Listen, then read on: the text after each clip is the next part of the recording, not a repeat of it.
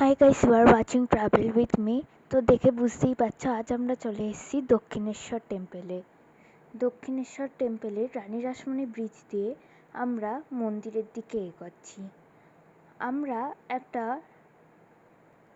সড়ক ব্যারাকপুর বাস ধরে BT road থেকে দক্ষিণেশ্বর ডেস্টিনেশনে পৌঁছেছি। তো ব্রিজের শেষে এসকালেটর দিয়ে নেমে আমরা মন্দিরের দুয়ারে পৌঁছালাম। এই হলো দক্ষিণেশ্বর মন্দিরের গেট। তো আমরা এবার ভিতরে প্রবেশ করে চলে গেলাম ডালা কিনতে। ফুলের ডালা কিনলাম দক্ষিণেশ্বরের স্টল থেকে, মানে ডালার এখানে স্টল আছে, স্টল নাম্বারও দেওয়া আছে। তো এখানে ডালা কিনে আমরা চলে গেলাম মন্দিরে। মন্দিরের ভিতরে ফোন অ্যালাউ ছিল না, তো ফোনেরটাকে ফুলের ডালার দোকানেই জমা দিয়ে এসছিলাম। তো মন্দিরে লাইন দিয়ে পুজো দিয়ে বেরোলাম। বেরিয়ে ওখান থেকে পাশেই এই ফুড প্লাজাটায় চলে এলাম সকালের ব্রেকফাস্ট করার জন্য। আমরা ভোরবেলা গেছিলাম তাই কম লাইন পড়েছিল। তো এই ফুড প্লাজায় আমরা ইডলি অর্ডার করলাম। এখানে ইডলি খেয়ে আমরা বেরিয়ে পড়লাম বেলুড় মঠের উদ্দেশ্যে। মন্দির থেকে বেরিয়ে ডান দিকে গিয়ে তারপর ওখানে কাউকে জিজ্ঞেস করলেই বলে দেবে ডিরেকশন। আমরা গঙ্গা পার হয়ে বেলুড় মঠে যাওয়ার জন্য এখান থেকে টিকিট কাটলাম। টিকিট প্রাইস বলে রাখি, টিকিট প্রাইস হলো 11 পার হেড। তারপর এখানে একটা জায়গায় স্ক্যান করে আমরা ঢুকলাম স্ট্রিমারের উদ্দেশ্যে। তো স্ট্রিমার ধরার এখানে কিন্তু প্রচণ্ড ভিড় ছিল, প্রচণ্ড লাইনের কোনো ব্যাপার ছিল না, কিন্তু ওই ভিড় ঠেলে ঢুকতে হয়েছিল। তো আর স্ট্রিমার আসতেও লেট হয়েছিল একটু, তো আমাদের অনেকক্ষণ অপেক্ষাও করতে হয়েছিল। যাই হোক, তারপর আমরা এগিয়ে গেলাম। স্ট্রিমারে ওঠার পর স্ট্রিমারটাও খুব ভিড় ছিল, আমরা সোজা চলে গেলাম উল্টো দিকের সামনের দিকের।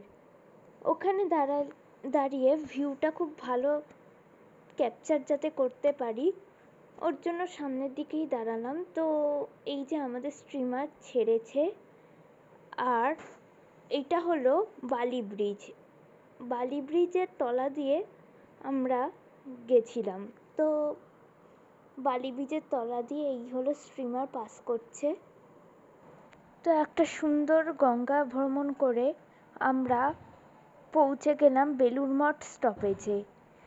তো এই হচ্ছে আমাদের বেলুড় মঠ স্টপেজ, এখানে ল্যান্ড করছে এখন স্ট্রিমার। তো তারপর সোজা হেঁটে ওখান থেকে বেলুড় মঠের দিকে রওনা দিলাম। বেলুড় মঠের গেট দিয়ে প্রবেশ করে সোজা গিয়ে আমরা বেলুড় মঠে এন্ট্রি নিলাম। বেলুড় মঠের কিন্তু নির্দিষ্ট টাইমিং আছে, যেমন সকালে 11:30 থেকে বিকেল 4টে পর্যন্ত বেলুড় মঠের এন্ট্রি করা যায় না, আবার রাত্রির 9টার পর গেট বন্ধ হয়ে যায়। তো আমরা 11:30-এই পৌঁছেছিলাম বলে লাস্ট শোতে এন্ট্রি নিতে পেরেছি। তো এই হলো আমাদের বেলুড় মঠ। জায়গাটা কিন্তু খুবই সুন্দর লাগছিল, আর ওয়েদারটা যেহেতু একটু ঠান্ডা ঠান্ডা হাওয়া দিচ্ছিল, তো সব মিলিয়ে ভিউ আর সব কিছুই যেন খুব সুন্দর লাগছিল। তো এই যে আমরা বেলুড় মঠে প্রবেশ করব, তবে এই মন্দিরের ভিতরেও কিন্তু ক্যামেরা অ্যালাউ ছিল না। তো বাইরেই যা তোমাদের ছবি তোলার, ভিডিও তোলার, মন্দিরের ভিতরে ক্যামেরা অ্যালাউ ছিল না। রামকৃষ্ণদেবের দর্শন করে আমরা তারপর চলে গেলাম ফুড কুপন কাটতে। ফুড কুপন কেটে এরকম একটা রাস্তা দিয়ে আমরা খাওয়ার ওখানে চলে গেলাম। ফুড কুপনের দামটা বলে রাখি, ফুড কুপন কিন্তু পার হেড 50 রুপিস। এখান দিয়ে আমরা প্রবেশ করে খাওয়ার ওইখানে গেলাম। তো খাওয়ার জায়গাটাও তোমাদের দেখিয়ে দিই। এই হলো আমাদের খাওয়ার জায়গাটা।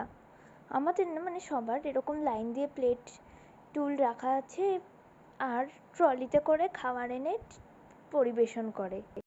পাশের এই রুমগুলোতে যারা ভিতর দিকে হেঁটে অতটা যাওয়ার প্রবলেম থাকে তাদের জন্য সুন্দর চেয়ার টেবিলের ব্যবস্থা করা আছে।